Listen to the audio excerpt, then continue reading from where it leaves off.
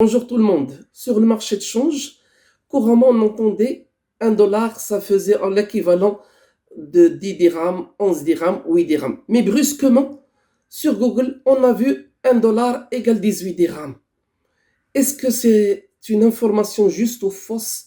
Et qu'est-ce qui détermine ce taux de change de dollars contre une monnaie nationale? C'est ce qu'on va essayer de voir aujourd'hui.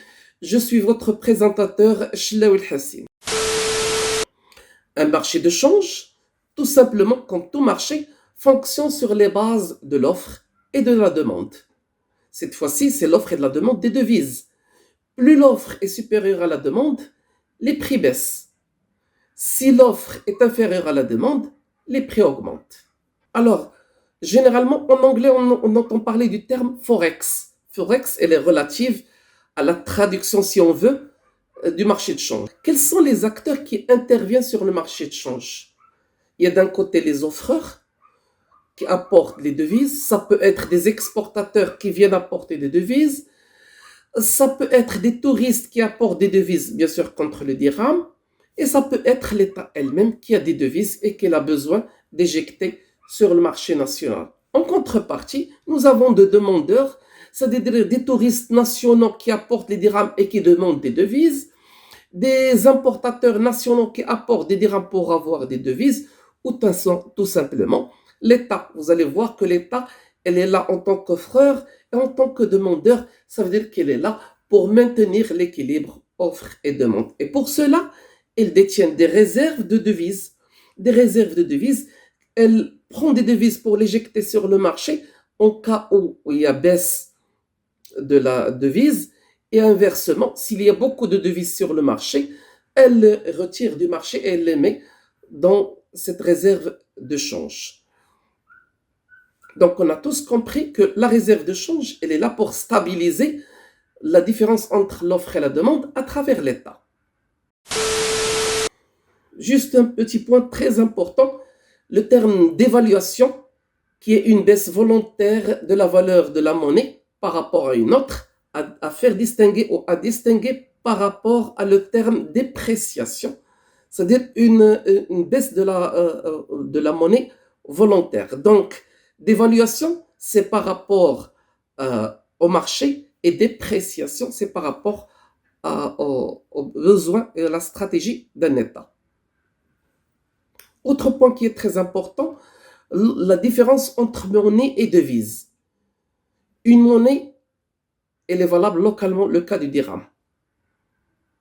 Une devise, elle est valable localement et au niveau international. Si par exemple, je prends un dirham, je le ramène en Allemagne, en France, ils ne vont pas l'accepter. Mais si je prends les devises, ils vont l'accepter tel que le dollar ou le yen. Donc, tout simplement, le dollar, ou les devises, pardon, comme le dollar et le yen, sont acceptables partout dans le monde.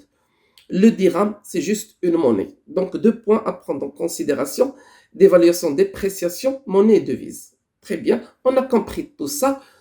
Le taux de change maintenant. Maintenant, au Maroc, est-ce que la monnaie fluctue comme elle veut ou bien une intervention de l'État? Il y a toujours intervention de l'État. Auparavant, c'était une intervention dans la limite d'une variation de plus 1%, moins 1%.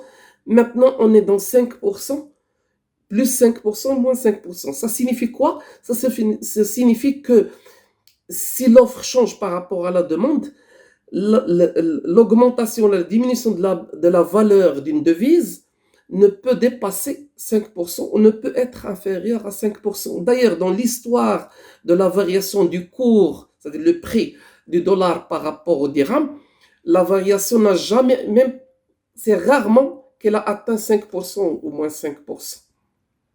Donc l'État intervient à travers ses réserves de change.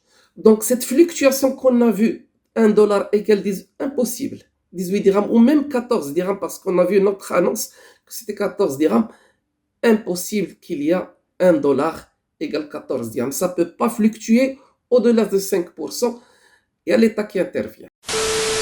Mais qu'est-ce qui nous prouve que l'État détient des réserves? Il y a un organisme qui s'appelle ARA, Assessing Reserve Adequacy. Donc il est là pour s'assurer que ce pays dispose de devises. Eh bien, cet organisme, il a constaté que le Maroc, il dispose de devises. Pour lui, un pays en principe qui est stable, c'est un pays qui a entre 100% et 150%. Or, les disponibilités de réserves dans le Maroc, de réserves de change dans le Maroc, ils sont dans cette fourchette, ils sont aux alentours de 120%. Ça n'a pas descendu au-dessous de 100%, ni dépassé 150%. Donc le Maroc dispose de devises, et cette devise, il l'utilise pour la stabilité de l'équilibre entre l'offre et la demande des devises, mais encore plus, la variation le taux de change qui résulte de la confrontation entre l'offre et la demande de devises ne peut dépasser 5% et ne peut être au-dessous de 5%. J'espère qu'on a compris le marché de change et qu'on a compris que la variation du taux de change ne peut guère dépasser une certaine limite plafonnée par les autorités monétaires marocaines. Merci pour votre attention.